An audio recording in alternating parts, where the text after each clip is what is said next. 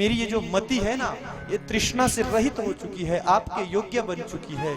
मैं इस अपनी पुत्री रूपी मति तृष्णा मति का विवाह जो है, वितृष्णा मति का विवाह आपके साथ कर देना चाहता हूं, क्योंकि इसके योग्य वर आप ही है और कोई नहीं। प्रभु, मुझे वो समय याद आता है जब आप अर्जुन का रथ लेकर के कुरुक्षेत्र के मैदान में अर्जुन का सारथी बनकर के अर्जुन के कहने पर रथ को मैदान में इधर से उधर और उधर से इधर ले जाया करते थे। आज वो मैदान का सारा दृष्टांत भगवान को दिखा दिया। अर्जुन कहता, हे कृष्ण, मेरा रथ उस तरफ ले चलो, और आप रथ को ले चलते और सामने खड़ा कर देते। मुझे वो दृष्टांत, वो छवि आपकी याद आती है। मुझे तो वो छवि याद आती है जब मैं अर्जुन के ऊपर आक्रामक बाणों का प्रहार कर रहा था, और आपने तो प्रतिज्ञा कर रखी थी प्रभु कि मैं महाभारत के युद्ध में अस्त्र शस्त्र नहीं उठाऊंगा। लेकिन धन्य है प्रभु, धन्य है, आपने मेरी प्रतिज्ञा को रखने के लिए, मैंने भी प्रतिज्ञा कर रखी थी कि मैं भी शंतनु पुत्र भीष्म पितामह नहीं कहलाऊंगा अगर भगवान कृष्ण से अस्त्र शस्त्र नहीं उठवा लिया। दोनों की प्रतिज्ञा थी। और जब मैंने अपने बाणों के रुख को तेज किया, बाणों के आक्रमण को आक्रामक किया, तो आपने, जब आपको कुछ हाथ नहीं लगा, तो रथ का पहिया ही उठाया, रथ के पहिए को ही अपना सुदर्शन चक्र बना लिया। अगर अर्जुन ने नहीं रोका होता प्रभु, तो आप तो मेरा कल्याण कर देते। प्रेम से कहो जय श्री कृष्ण। भगवान की आंखें भर गई भीष्म पितामह के भाव को देखकर, त्याग को देखकर, क्योंकि भीष्म पितामह भगवान के बहुत बड़े भक्त हैं भाई। भीष्म पितामह कहते हैं, प्रभु अब जाने का समय आ गया है, अब शरीर त्याग देना चाहता हूं। दक्षिणायन जा रहा है, उत्तरायण आ रहा है, सामने ही खड़े रहना प्रभु। धन्य है ये मृत्यु, ऐसी मृत्यु धन्य है। सामने कौन खड़ा है? साक्षात परमात्मा खड़ा है। और भीष्म पितामह के हृदय से निकली आवाज, देहांत काले तुम सामने हो, वंशी बजाते मन को लुभा। तो महाराज भीष्म पितामह ने भगवान से अब अनुमति चाही, प्रभु अब चलता हूं, लेकिन एक इच्छा पूरी कर दीजिए जाते जाते। बोले क्या चाहते हो दादा? तो भीष्म पितामह कहते हैं, बोले मैं एक बार अपनी माता गंगा के दर्शन करना चाहता हूं, क्योंकि भीष्म पितामह गंगा पुत्र है, सब जानते हैं, साधारण नहीं है। एक बार गंगा के दर्शन करा दो और गंगा जल का पान करा दो। भगवान की आंखें भर गई भीष्म पितामह का ये भाव देख करके।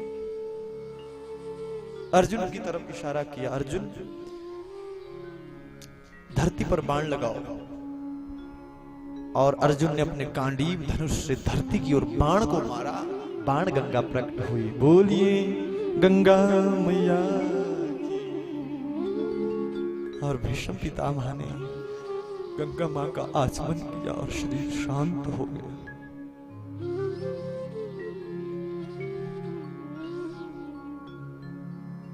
भीष्म पितामह के शरीर से एक दिव्य ज्योति निकली, भगवान के चरणों में समा गई, सायुज्य मुक्ति प्राप्त हो गई भीष्म पितामह को। ये है मृत्यु, ये है मौत, ये है मरना, ये है शरीर का त्याग। ये प्रयास होना चाहिए। अंतिम समय में भगवान का नाम याद नहीं आता भाई, ध्यान देना। इसके लिए बचपन से ही प्रयासरत रहना चाहिए। अंत काल में यदि भगवान याद आ जाए, भगवान का नाम जीभा पर आ जाए, दर्शन हो गए तब तो कहना ही क्या, पर नाम भी याद आ जाए, बोले वो भी तार देने वाला है। ऐसी भगवान की करुणा है, ऐसी भगवान की दयालुता है। अगर नाम भी याद आ जाए, नाम का बड़ा प्रभाव है। और नाम याद नहीं आता जब वो समय आता है, नहीं आता, बिल्कुल भी नहीं आता। कोई बोल के बुलाए भी तब भी नहीं बोलता वो जीव। प्रयास तो प्रारंभ से करो, बचपन से करो, क्योंकि बचपन है जिनका सुधरा, जीवन बना उन्हीं का। जिसका बचपन सुधर गया, जीवन उनका ही बनता है। बचपन से भगवान की शरण में, भगवान की भक्ति करो। बहुत से लोगों का ये मानना होता है कि भैया अभी तो बड़ा समय है हमारे पास, है ना? नहीं, ये भ्रम है। मुरझाया हुआ पुष्प भगवान को नहीं चढ़ता। हम तो यहाँ मुरझाए हुए पुष्प से भी परहेज करते हैं, भगवान को चढ़ाते हैं। तो फिर बुढ़ापे के लिए रह गया भजन।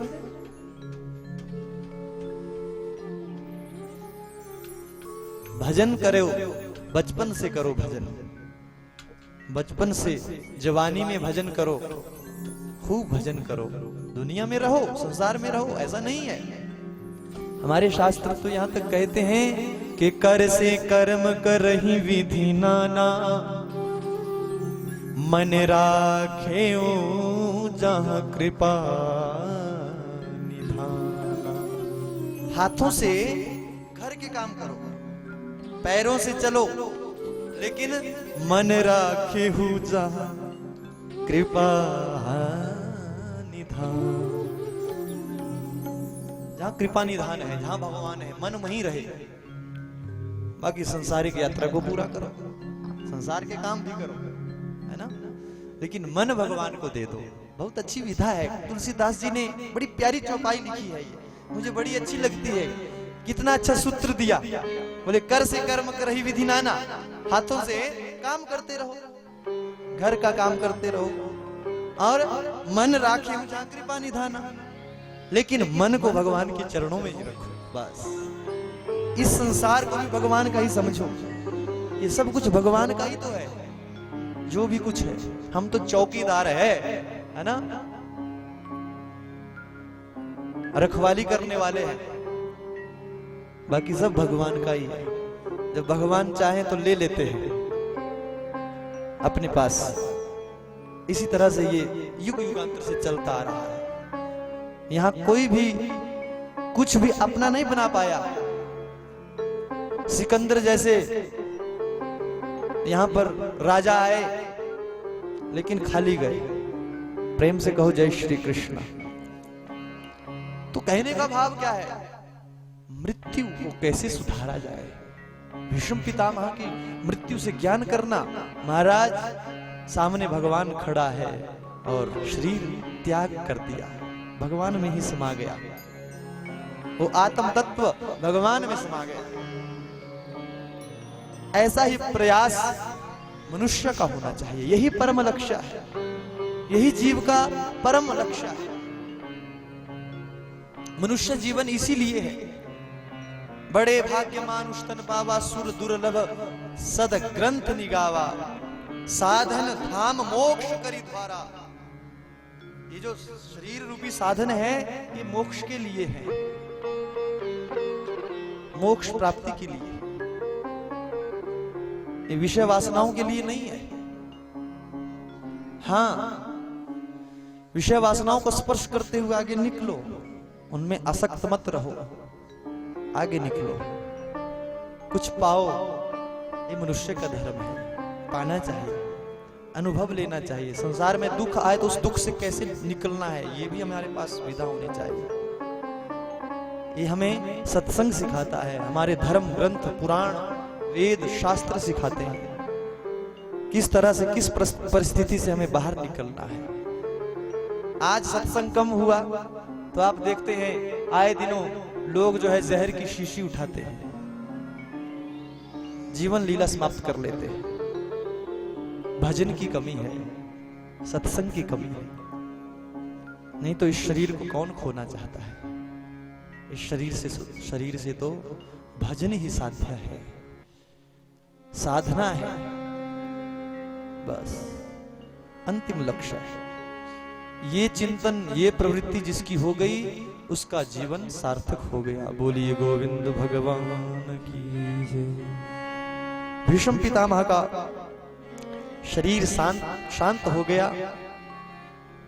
पांडव बहुत रोए, अर्जुन बहुत रोए, बिलख बिलख करके भीष्म पितामह की याद आ रही है। दादाजी दादाजी कहकर के बुलाते थे ना, तो भीष्म पितामह का अंतिम संस्कार पांडवों ने गंगा मैया के किनारे किया और भीष्म पितामह के कहे हुए ज्ञान उपदेश पर जो है राज्य करने लगे। अब युधिष्ठिर के राज्य में किसी भी प्रकार की कोई कमी नहीं है। चक्रवर्ती सम्राट है, हस्तिनापुर के राजा युधिष्ठिर।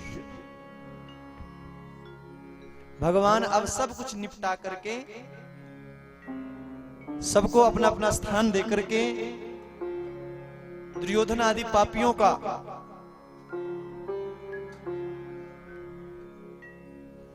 नाश करके भगवान आज अपने हस्तिनापुर द्वारिका के लिए पधारे। कुंती मैया से अनुमति ले ली और आ गए। द्वारिका में भगवान का बहुत स्वागत हुआ। अर्जुन को साथ में भेजा है।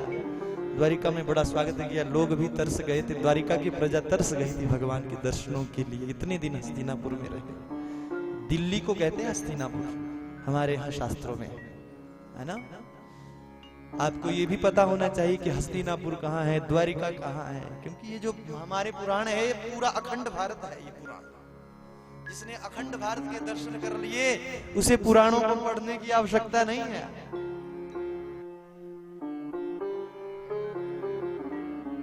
और जिसने पुराणों को अच्छे से पढ़ लिया, फिर उसे भारत में भ्रमण करने की भी आवश्यकता नहीं है। लेकिन ये बात अवश्य है, जरूर है, कि जो भ्रमण करके अनुभव मिलता है ना, वो एक जीवंत होता है। तो महाराज हस्तिनापुर के राजा है, चक्रवर्ती सम्राट, दिल्ली में बैठते हैं राजगद्दी पर युधिष्ठिर जी, और वहां से अपने राज्य की व्यवस्था देखते हैं। इतनी सुखी प्रजा है राजा युधिष्ठिर के राज्य में कि चिंटी से लेकर के हाथी तक किसी को कोई कष्ट नहीं। छोटे से लेकर के बड़े तक सब आनंद में है। धरती मैया भी प्रफुल्लित है, समय समय पर वर्षा होती है, समय समय पर प्रकृति साथ देती है। अच्छा, एक बात और है महाराज, प्रकृति कुपित कब होती है? जब धरती पर अधर्म बढ़ता है। पहले जो है राजा को इसी चीज से मापा जाता था, किस राजा का राज्य चल रहा है, कैसा वातावरण है। अगर इस राजा का राज है तो हमारे यहां क्या स्थिति है।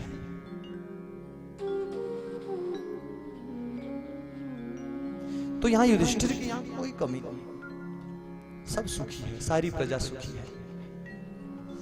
अब वो समय आ गया महाराज की युधिष्ठिर के ही वंश में आगे चल करके जिस गर्भस्थ शिशु की रक्षा भगवान ने गर्भ में जाकर के की थी ना, उस शिशु ने आज हस्तिनापुर में जन्म ले लिया।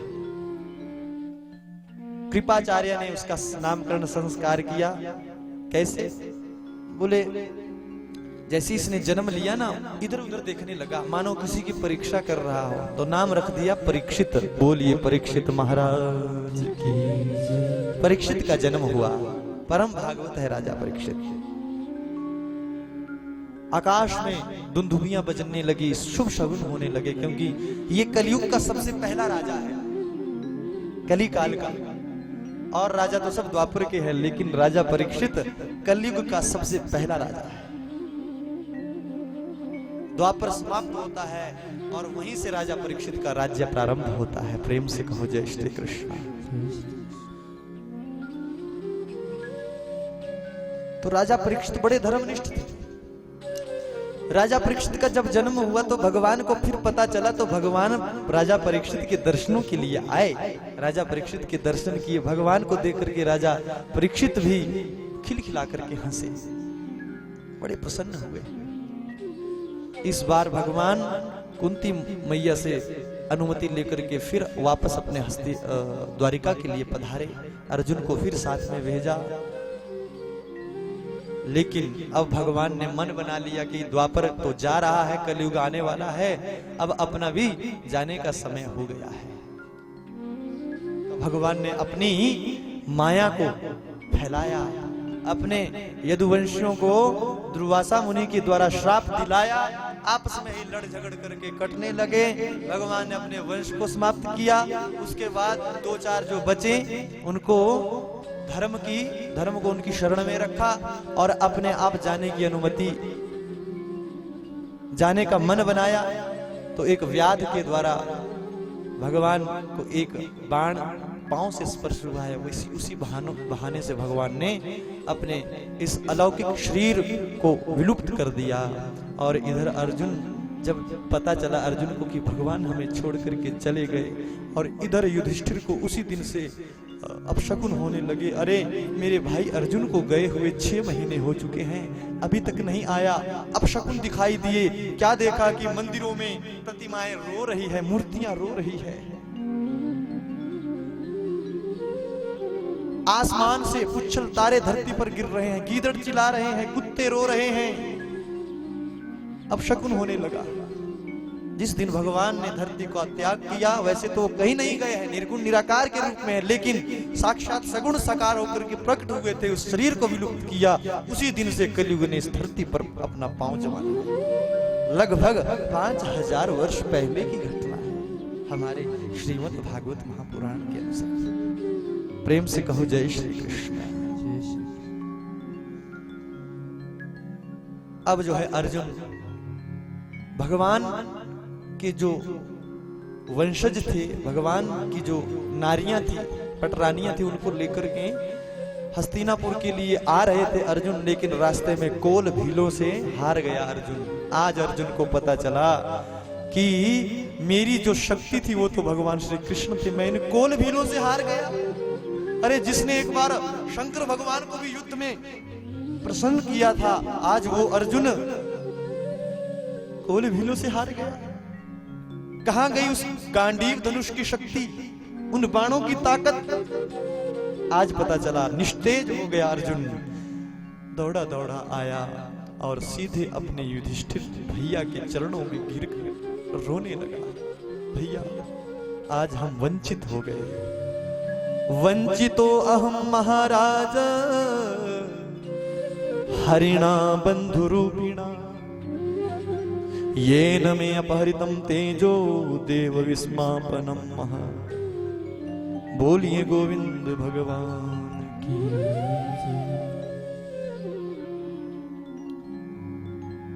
रोते बिलखते हुए अर्जुन को जब देखा, युधिष्ठिर ने पूछा क्या हुआ अर्जुन? भैया आज हमारे कन्हैया, आज हमारे माधव भगवान कृष्ण हमें छोड़ करके चले गए। कुंती मैया के कानों में जैसे ये शब्द पड़े, जिस तरह से राजा दशरथ ने अपने प्राणों को राम के वियोग में त्याग दिया था, कुंती मैया ने उसी समय कृष्ण कृष्ण कहते हुए अपने शरीर को त्याग दिया। ये है भक्ति, इतना प्रेम भगवान से। जैसे पता चला कि भगवान चले गए, कुंती मैया का शरीर छूट गया। अब पांडवों ने सोचा कि जब धरती पर हमारे भगवान नहीं तो अपना भी क्या काम, तो पांडवों ने भी स्वर्गारोहण की यात्रा की। परीक्षित छोटे से बालक है, छोटे से बालक को ही राजगद्दी पर अभिषिक्त कर दिया। पांडवों ने स्वर्गारोहण की यात्रा की। अब राज्य चल पड़ा महाराज परीक्षित का। बोलिए परीक्षित जी महाराज। इतने धर्मनिष्ठ राजा, अकेले राजा परीक्षित में 5 पांडव दिखते थे। जब परीक्षित अपनी कंधे पर गदा धारण करते तो भीम जैसा दिखते थे, जब धर्म की बातें करते थे तो युधिष्ठिर लगते थे, जब धनुष जो है अपने कंधे पर धारण करते थे तो साक्षात अर्जुन दिखते थे। एक ही परीक्षित में 5 पांडवों के दर्शन होते थे। इतना पराक्रमी राजा और बहुत ही सहज सर, सबके बीच में जाते हैं, भेष बदल बदल करके प्रजा के बीच में जाते हैं, निरीक्षण करते हैं प्रजा का। क्योंकि भगवान के भक्त है ना, बड़े धर्मनिष्ठ राजा है। एक दिन राजा परीक्षित के मन में भाव आया कि देखूं तो सही अपनी प्रजा में घूम करके कि हमारे पूर्वज हमारे लिए क्या करके गए हैं। जहां भी जाता हूं तो अपने दादा परदादाओं की बड़ी प्रशंसा सुनता हूं। युधिष्ठिर ऐसे थे, अर्जुन ऐसे थे, भीम ऐसे थे। जरा देखूं तो सही अपनी प्रजा के धन कोष में जाकर के हमारे लिए क्या रख के गए हैं। तो जैसे धन कोष में गए, धन के कक्ष में गए, तो वहां पर एक संदूक पड़ा था। उस संदूक को खोला, उसमें देखा एक सुंदर सुंदर सोने के मुकुट है जो पांडवों ने जीत करके लाए थे। बड़े बड़े राजाओं को जीत कर, जरासंध आदि राजाओं को जीत करके वहां पर मुकुट रखे गए थे, सोने के मुकुट। राजा परीक्षित को वो मुकुट बड़ा अच्छा लगा, धारण किया और उस मुकुट को पहन करके घोड़े पर सवार होकर के प्रजा का निरीक्षण करने लगा। लेकिन जैसे दक्षिण दिशा की ओर बढ़े राजा परीक्षित, तो दक्षिण दिशा की ओर एक कौतुक दृश्य देखा, आश्चर्य भरा दृष्टांत। क्या कि एक दुबली पतली सी गौ माता, उसके सामने एक बछड़ा है जिसके 3 पांव कट चुके हैं, काट दिए गए हैं, और एक भयंकर काला कलूटा पुरुष एक विशाल दंड को लेकर के उस बछड़े को मारने के लिए उद्यत हो रहा है। उसके 3 पांव कटे हैं, चौथे को भी काटने के लिए तैयार हो रहा है। बड़ा विकराल स्वरूप, भयंकर स्वरूप है उस मनुष्य का। और गौ माता रो रही है, आंखों से आंसू बहा रही है, दुबली पतली सी एक एक हड्डी दिखाई दे रही है। राजा परीक्षित मन में सोचने लगे, मेरे राज्य में और गौ दुखी, राजा परीक्षित के राज्य में गौ माता दुखी। क्रोध आ गया और एकदम से उस पिशाच को रोका। अरे पिशाच, कौन है तू? क्यों गौ माता के ऊपर हाथ उठा रहा है? इतनी बात की, एकदम से ये सावधान हो गया और फिर ध्यान गया गौ माता के ऊपर, चरणों में प्रणाम किया। हे मां, आपका क्या परिचय है? आपकी दुर्दशा कैसी हुई? गौ माता किसी को दोष नहीं दे रही है। गौ माता कहती है, राजन किसे दोष दें, सब अपने कर्मों का ही खेल है। समझ गए राजा परीक्षित, इतना सहनशील, इतनी सहनशील बात तो एक धरती मां ही कर सकती है। साक्षात धरती है, ये धरती का रूप है। सामने देखा, बछड़े से कहा, बोले महाराज आप कौन हैं? तो ये साक्षात धर्म है। धर्म के 4 पांव होते हैं, तो 4 पांव में से 3 पांव तो इस काले कलूटे भयंकर पुरुष ने काट दिए हैं, चौथे को काटने के लिए उद्यत हो रहा था। तो राजा परीक्षित ने रोका है, वार्तालाप चल रही है। धर्म ने भी धर्म की बात की। धर्म ने कहा, बोले राजन हम किसी को दोष नहीं देते, सब अपने कर्मों का खेल है। कर यहाँ पर जो जैसा कर्म करता है वैसा फल भोगना पड़ता है। समझ गए राजा परीक्षित, ये भी साक्षात धर्म के अवतार है। तब जो है उस काले कलूटे पुरुष से पूछा, क्यों रे, तुम्हारा क्या परिचय है? तुम कौन हो? मारने के लिए बछड़े को उद्यत हुआ।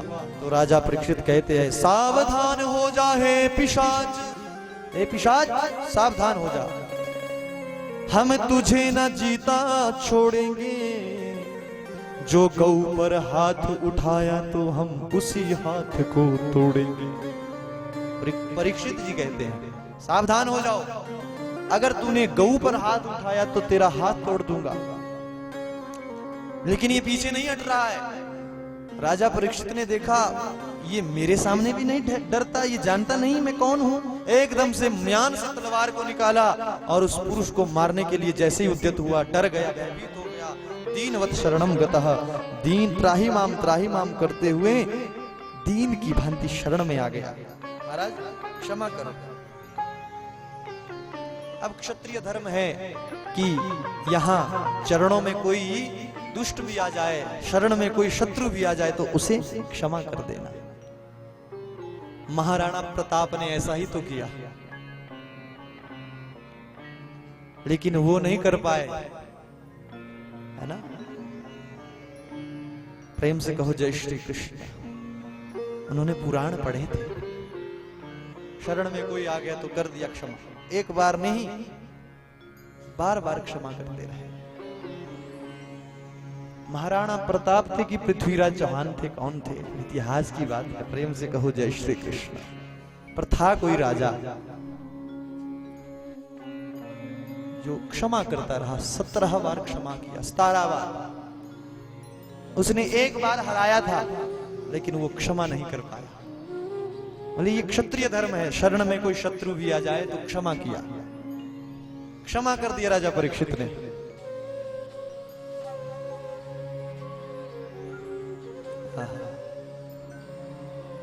राजा परीक्षित ने कहा, बोले कौन है तू, क्या परिचय है तेरा? तब इसने कहा, बोले मेरा नाम कली है, कलियुग हूं मैं। राजा परीक्षित आश्चर्यचकित हुए, बोले कलियुग मेरे राज्य में, निकल जा यहां से। कलियुग कहता है, देख राजन, मैं भी राजा हूं, तू भी राजा है। सतयुग आया, मैंने व्यवधान नहीं किया। त्रेता निकला, व्यवधान नहीं डाला। द्वापर आया, कोई व्यवधान नहीं किया। मेरा समय है। राजा परीक्षित शांत हो गए। बोले कहे तो ये भी ठीक रहा, कहीं तो स्थान दो महाराज मुझे, कहीं तो मेरा स्थान होगा।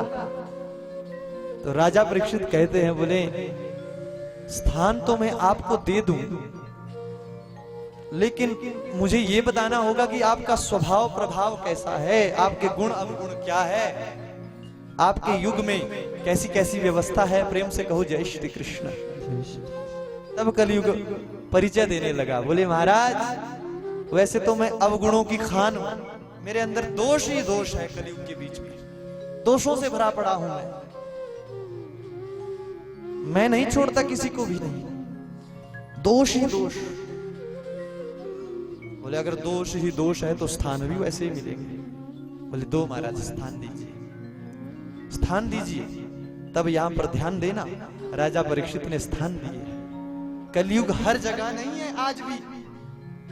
ये तो हम आप लोग वैसे ही कलयुग के सिर पर बिठा करके रखते हैं, अरे कलयुग आ गया, कलयुग आ गया, कलयुग आ गया। वास्तव में कलयुग हर जगह नहीं है। कलयुग के लिए राजा परीक्षित ने स्थान दिए। कौन से स्थान दिए हैं अब विचार आप लोगों ने करना है।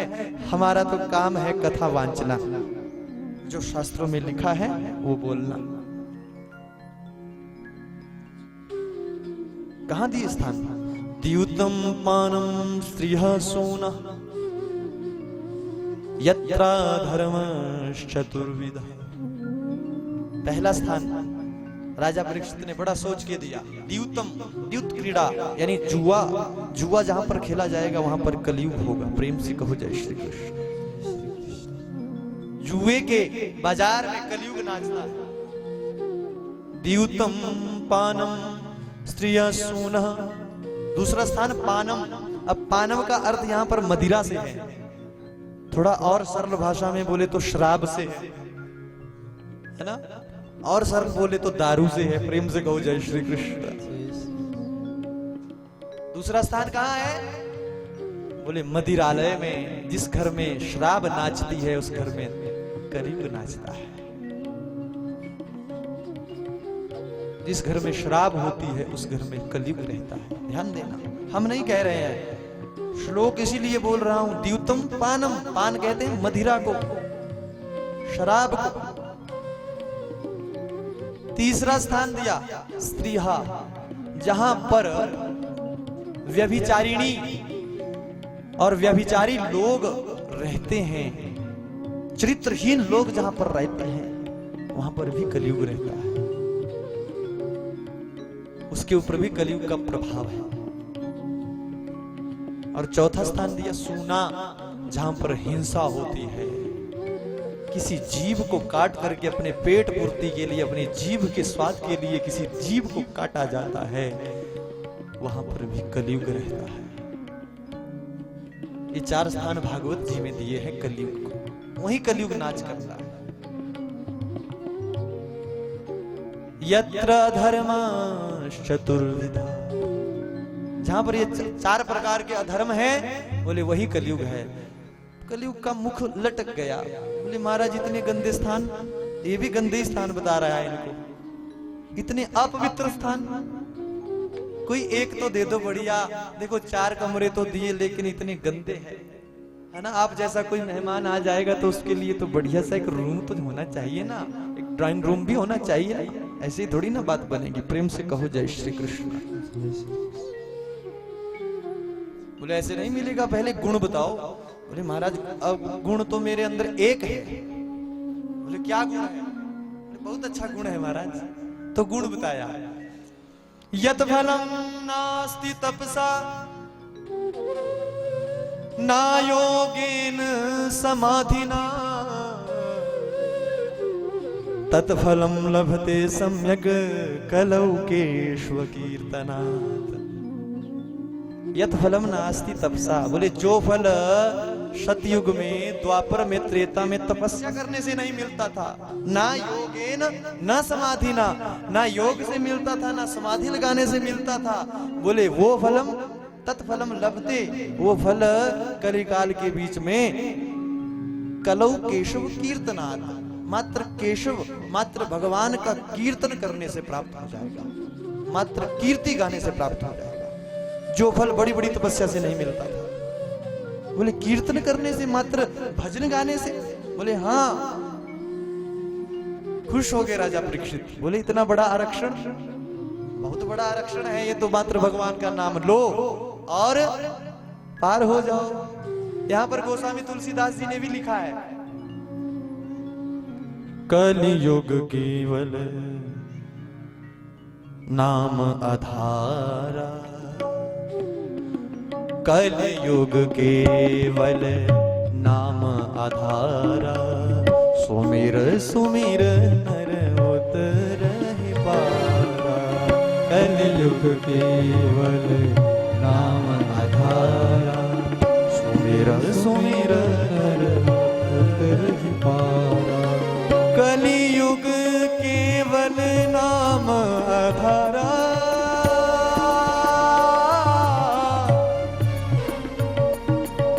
सुमिर सुमिर नर उतरहि पारा।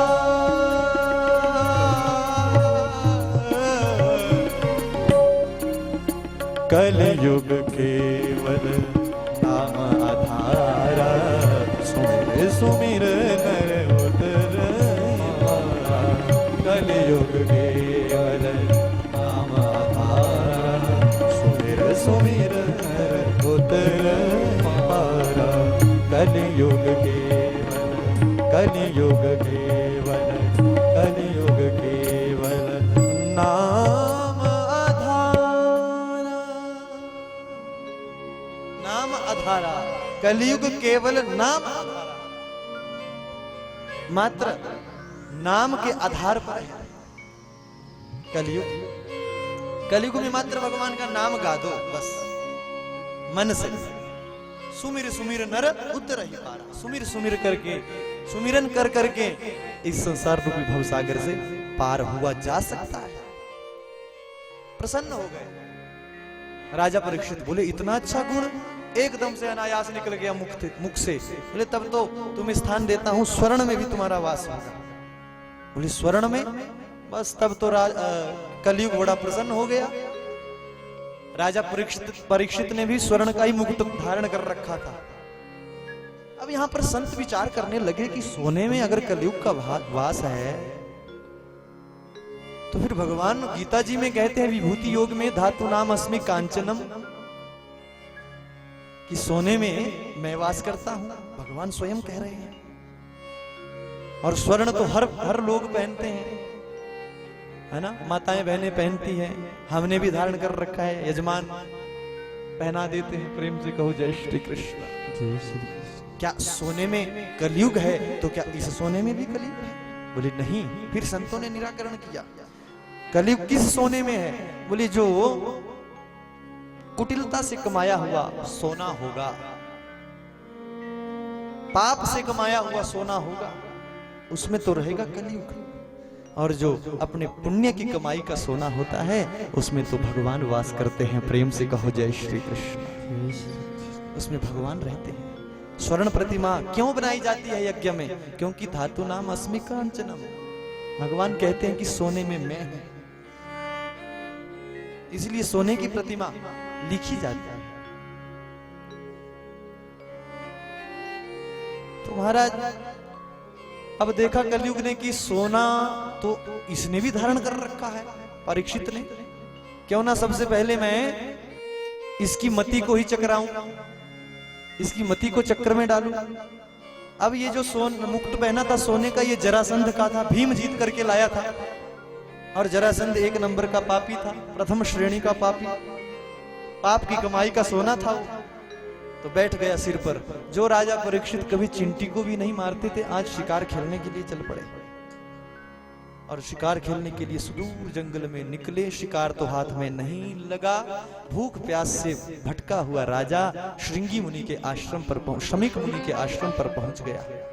शमीक मुनि से कहने लगा, हे ऋषिवर, थोड़ा जलपान करने को मिलेगा, भोजन मिलेगा। लेकिन शमीक मुनि समाधि में बैठे हुए थे। जैसे ही समाधि में बैठे हुए थे, नहीं सुनाई दिया। तो महाराज राजा परीक्षित के सिर पर, कलयुग तो पहले ही संवार था, राजा परीक्षित ने देखा कि ये मेरा अपमान कर रहा है। और महाराज राजा परीक्षित ने इनकी समाधि की परीक्षा लेने के लिए मरे हुए सर्प को उठाया और शमीक मुनि की गले में डाल दिया। इस बात का पता श्रृंगी मुनि को चला और इतना अपमान करके राजा परीक्षित वहां से चले गए। श्रृंगी मुनि दौड़े दौड़े आए, कौशिकी नदी में स्नान कर रहे थे। दौड़े दौड़े आए, देखा पिता के गले में मरा हुआ सर्प किसी ने डाला है। सोचने लगे, अरे मेरे पिता का इतना बड़ा अपमान किसने कर दिया। तो महाराज आंखें बंद करके देखा, योग ऋषि है। आंखें बंद करके देखा, तप के प्रभाव से, अरे हस्तिनापुर का राजा परीक्षित ने मेरे पिता का अपमान किया, श्राप दे दिया। इति लंघितम मर्यादम तक्षकः सप्तमे हनि दंक्षति स्म कुलांगारम चौदितो में ततत्। मैं श्राप देता हूं। अरे जिनके वंशज, जिनके पूर्वजों ने सदा सर्वदा संतों की धूली को अपने मस्तक पर लगाया हो, अपने मस्तक पर चंदन के रूप में लगाया हो, उसके वंशज ने, उस कुलंगार ने आज मेरे पिता का अपमान किया। श्राप देता हूं, 7वें दिन तक्षक नाग बन करके आएगा और इसे मृत्यु की घाट उतार देगा। श्राप दे दिया। वाग वज्र विससर्ज, वाग वज्र निकल गया और मुक्त कंठो रोध, और मुक्त कंठ होकर के रोने लगे। श्रृंगी मुनि रो रहे हैं। शमीक मुनि की समाधि खुली टूटी देखा। अरे क्यों रो रहे हो बेटा? जैसे ही पूछा तो सारा वृतांत बता दिया। शमीक मुनि कहते हैं, बोले बेटा मरा हुआ ही सर्प तो डाला था, हमें मान अपमान की चिंता नहीं करनी चाहिए। बोले पिताजी मैंने तो श्राप दे दिया है। बोले क्या श्राप दिया है? बोले श्राप दे दिया है कि जिसने ये कुकर्म किया है, ये पाप किया है, 7वें दिन तक्षक नाग आएगा, उसे मृत्यु के घाट उतार देगा, वो मृत्यु को प्राप्त हो जाएगा सर्प दंश के द्वारा।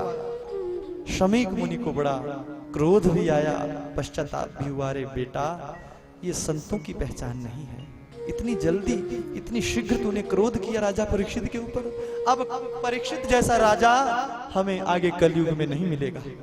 तुमने बहुत बड़े राजा को खो दिया।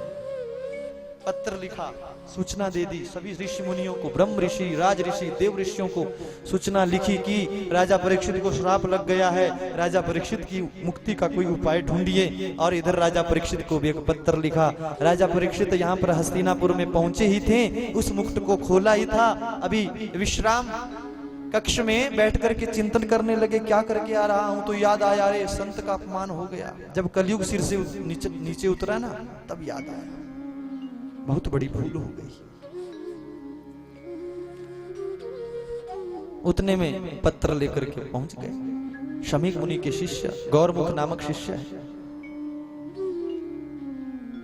और परीक्षित को पत्र दिया। परीक्षित ने पत्र पढ़ा। पत्र में लिखा था, हे राजा परीक्षित, आपने शमीक मुनि के आश्रम पर शमीक मुनि के गले में जो मरा हुआ सर्प डाला, शमीक मुनि का जो अपमान किया, उसका परिणाम ये है, सुन लो, पढ़ लो। क्या? कि 7वें दिन तक्षक नाग आएगा, तुम्हें मृत्यु के घाट उतार देगा। राजा परीक्षित को क्रोध नहीं आया। राजा परीक्षित संतों की प्रशंसा करने लगे, अरे धन्य है, मुझे 7 दिन का समय दे दिया आप लोगों ने, महाराज आप धन्य है। आज की बात होती तो महाराज श्रमिक मुनि को फांसी लग जाती, लेकिन वो राजा परीक्षित थे, भगवान के भक्त थे। राजा परीक्षित ने कहा, बोले मुझे 7 दिन का समय मिल गया और मैं डंके की चोट पर कह सकता हूं कि 7 दिन से पहले साक्षात काल यमराज भी मुझे ले जाने के लिए आ जाए, तब भी मेरी मृत्यु नहीं हो सकती। ये पक्का हो गया है, अब तो 7वें दिन ही मेरी मृत्यु होगी। इसलिए राजा परीक्षित को वैराग्य आया, मृत्यु का भय प्रकट हुआ और उसी ही अवस्था में नंगे पांव राजा परीक्षित अपने मुक्ति के उपाय के लिए हस्तिनापुर को छोड़ करके गंगा के पावन तट पर पहुंच गए। शुकताल की पावन भूमि है, वट वृक्ष के नीचे बैठे हैं, चिंतन कर रहे हैं। इसकी मृत्यु समीप है, उसे क्या करना चाहिए ये सोच रहे हैं। मेरी मृत्यु बहुत समीप है, नजदीक है, मुझे क्या करना चाहिए। उतने में वहां पर संतों की कतार लग गई। अत्रिर्वशिष्ठः चमनः शरद्वान अरिष्टनेमि भृगुरंगिराश पराशरोगादिसुतोत्थ्राम ऊतथ्य इंद्र प्रमदेद्मवाह। ऐसे ऐसे ऋषिगण अत्रि वशिष्ठ चवन शरद्वान अरिष्टनेमि भृगु अंगिरा पराशर गादी अर्थात विश्वामित्र आदि बड़े बड़े ब्रह्म ऋषि, राज ऋषि, देव ऋषि, सबका आगमन हो रहा।